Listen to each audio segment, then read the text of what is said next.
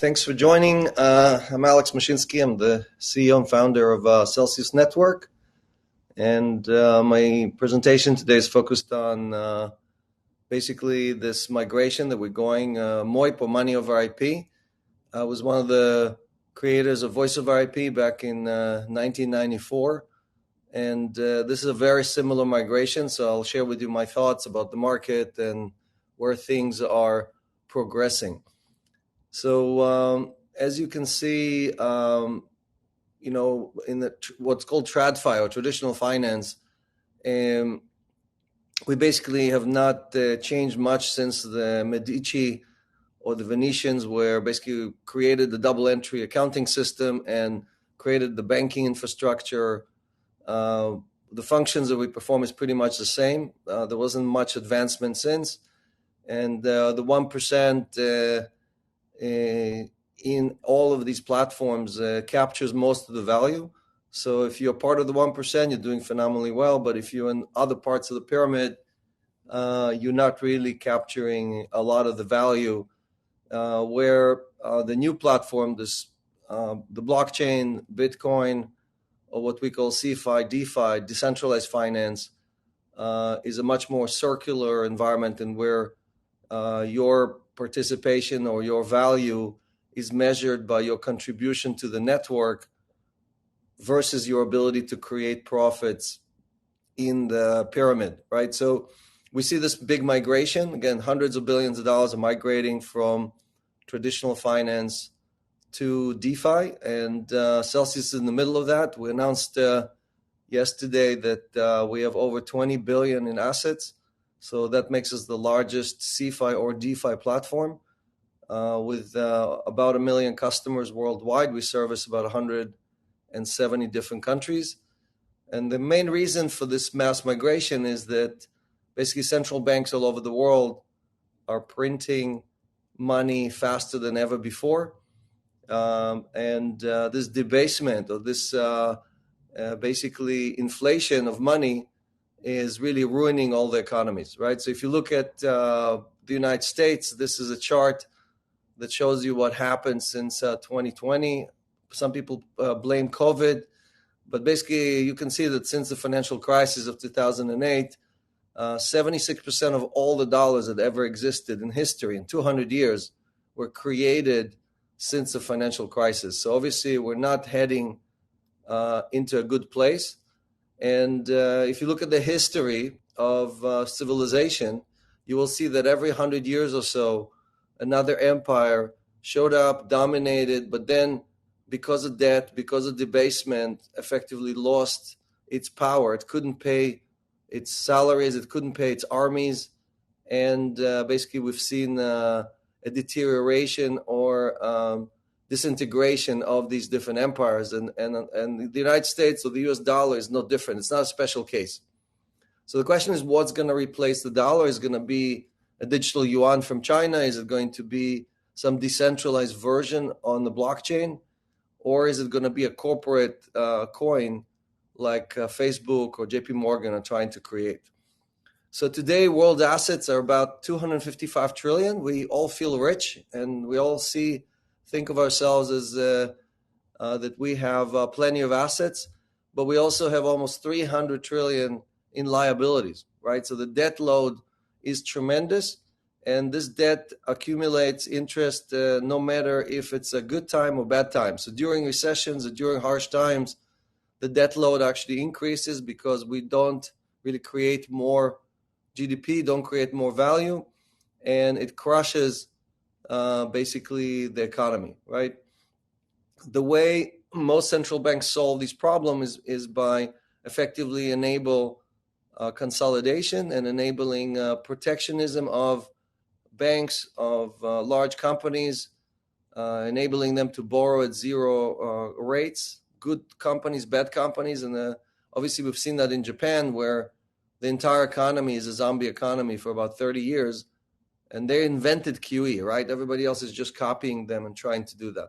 Another way of looking at this is, since we went off the gold standard, if you were in the tech industry, or if you're in finance, your line continued to grow, the yellow line. But if you were in any other industry, basically your compensation has stayed stagnant even though inflation continued to grow up. So what's so special about cryptocurrencies? What's so special about money over internet protocol? It's really a new set of rails. It enables us to do things that we could never do before. And this involves, again, security tokens, utility tokens, other cryptocurrencies. And Celsius today operates or provides services in all of these different boxes. And again, if you want to learn more about it, just check out our app or our website and you can learn more about it. So this is a slide about, basically Celsius invented this whole idea of yield on DeFi or yield on the blockchain, having started in 2017. And we've paid over $760 million in interest or in yield to, like I said, almost 1 million customers. So that's more than anybody else on the planet. We've been paying interest longer as well. So really, Celsius really provided this access or this road for consumers to be able to access or have their assets earn yield over the long term. Recently, we also announced a partnership with Chainlink. We created a protocol, worked on this for almost 2 years, the cross-chain interoperability protocol. And what this creates for the first time is the ability to earn yield on all different blockchains. Today, if you want to do DeFi, it's mostly on Ethereum. But with Celsius, you can basically tap instantly 14 different blockchains. And we support 43 different assets in total. So with one transaction or one wallet, you can access all the available yield sources. And you don't have to trade. You don't have to know how to do all this stuff. You just put your asset to work in the Celsius wallet, and they automatically get allocated to where you can earn the highest yield, but still taking the lowest risk. So what's so special about the blockchain, right? For me, the blockchain is like a tank, right? It's safe, it's decentralized, but it's slow, it's bulky, and it can only do one thing very well, right? So the question is really, what is that killer app? For Bitcoin, the killer app is store of value. For Ethereum and some other chain, the killer app is yield creation, the ability to create yield. That's something that, again, banks and financial institutions don't know how to do anymore. You cannot really earn yield from almost anything else. And you have to take high risk if you want to earn even low single digit of yield, where you can take lower risk on the blockchain, right? Using DeFi or CeFi applications. So we had 3 waves of adoption. The infrastructure wave, where we created multiple blockchains to see which one is the best. Then middleware applications like different wallets. And more recently, we are really experimenting with a lot of different dApps or distributed applications. Celsius is one good example of it. Also, we've seen institutional adoption. Today, this morning, Citibank announced that they're enabling crypto trading for their customers. And we're seeing these circles, one after the next, of broader and broader adoption, where crypto assets are becoming basically an acceptable one more asset class for most investors. So really, if you look at it from a visual standpoint, it's a migration from the comfort zone to a growth zone. And again, it involves tokenized gold, it involves stable coins, it involves Bitcoin and Ethereum. And for each person, if you're dollar denominated and you're in that comfort zone, you just have to decide what allocation, what percentage of your assets you want to be not dollar denominated. If you believe in that chart that I showed before, that there is risk to the dollar and it will be continuously debased. Like this year, again, over 40% of all the dollars were printed in the last 12 months. That is 40% inflation in terms of dollars. The CPI may tell you 5%, but the dollar inflation is more like 40%. So there's a lot of volatility in crypto, a lot of volatility in the MOIP infrastructure. And the question is really why. So I want to walk you through that quickly.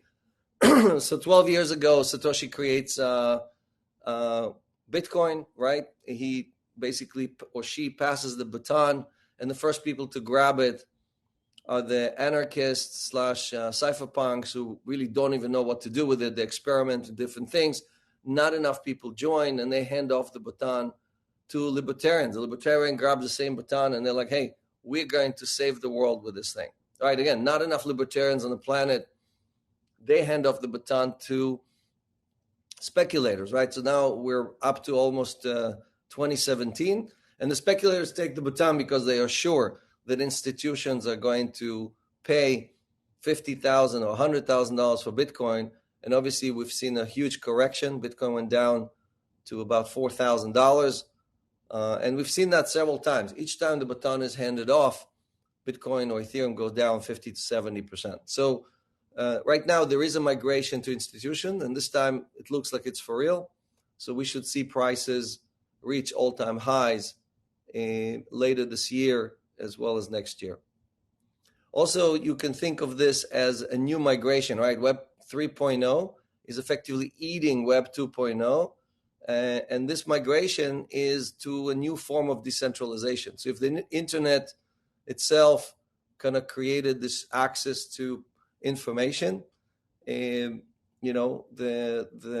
Web 3.0 or the decentralization movement is basically creating the internet of money, and it's going to basically eat all the money in the world. So if you want to create a solution that will compete well against CBDCs or corporate versions, it needs to have three elements. It needs to be decentralized. It needs to have very strong token economics, meaning it needs to act in the best interest of the user, of the person who actually puts their assets into your economy. And it has to be secure and immutable, right? It needs to be transparent. So all these things together are actually not that easy to put together. And that's why we're only seeing a few projects that are delivering on their promise. Last year, the Cell token was actually the best performing token in all of crypto. Out of 11,000 assets, Cell token was ranked number one by Masari. So, again, if you're thinking about the growth of this economy, Ethereum is a very powerful, now Ethereum is worth about half of Bitcoin. And the reason it's so powerful is because it has a very solid community, a lot of members, right? The largest developer community in the world for crypto is on Ethereum, and it has a lot of credit, right? It has a lot of capital that has been put into this blockchain, right? There's a lot of trust in this blockchain, and that's why this formula works very well for Ethereum. So think of crypto as a Pac-Man, right? It's always hungry. It's always looking to eat the next asset class. And if it's gold, or if it's physical money, or if it's properties or the stock market, you're going to see tokenization, continuous tokenization of all different asset classes. So we talked about, again, the first step was Bitcoin. The second step was Ethereum. The question is, what is the next step? Is it going to be NFTs? Is it going to be security tokens, right? Or stable coins? And we basically need to really understand what's going to get us to cross this chasm of adoption. So the reason MOIP is doing so well, the reason the blockchain is doing so well, is because the banking model is broken. Banks pay us less than 1% for our deposits, but they still charge us 24% for our credit cards, right? So they get to keep 95% of the value that is created, and they take that money and they give it to their shareholders, right?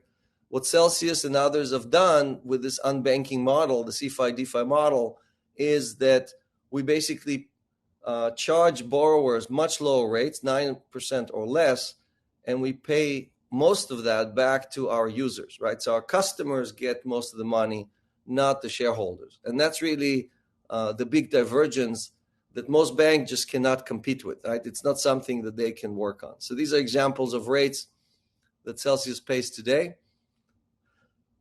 Example of, yields that we pay. And again, if you want to try it out, it's as simple as downloading the app and doing KYC, and you are in the Celsius community. Forbes ranked us as the third, one of the top blockchains worldwide, as well as other major publication. And again, to share with you here some of my thoughts on crypto. So again, this is our migration from VOIP to MOIP, Voice over IP to Money over IP. Same. It's like seeing a movie a second time. You kind of know where it ends.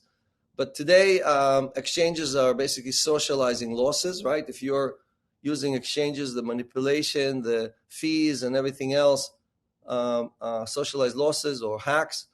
Where on the Celsius network, we're socializing profit. We paid over $760 million to our community. Again, decentralization is a war between toll collectors and users. And the next 100 million users, how do you bring them? You need less volatility and more utility. And that's what everybody's working on, right? Creating more utility for this community. Bitcoin is your doomsday insurance. Stable coins or Ethereum are a source of everyday interest. We pay interest every Monday, and it's compounding. So obviously, very, very efficient way to add assets to your existing assets, or add coins to your coins. And crypto is a very efficient place where it replaces the middleman, right, the toll collector, with middleware, and that's the future. That's Web 3.0. So while Bitcoin replaces gold, Ethereum will replace the banks. And again, living with banks is like living in a bad marriage, right? It's not a fair relationship. You work super hard for your money, you deposit it in a bank, and you get nothing back, right? That's not a fair relationship. And both Bitcoin and Ethereum are effectively deflationary coins, while we're seeing all this printing going on in traditional finance. Again, the Fed is not your friend, right? They tell you inflation is good, but deflation is much better for you as an asset holder, right? So the question is, what do you think? Who is acting in your best interest, right? The dollar is a bad store of value, horrible store of value, 40% of dollar inflation, but it's a great form of payment, right? Bitcoin is the opposite. It's a bad form of payment, but a great store of value. It's the best performing asset in the last 12 years. And all this debt that we're creating is really us borrowing from the future, right? We're reaching out and borrowing from the future. So don't ask what the bank or the government can do for you. Ask what CeFi or DeFi can do for you.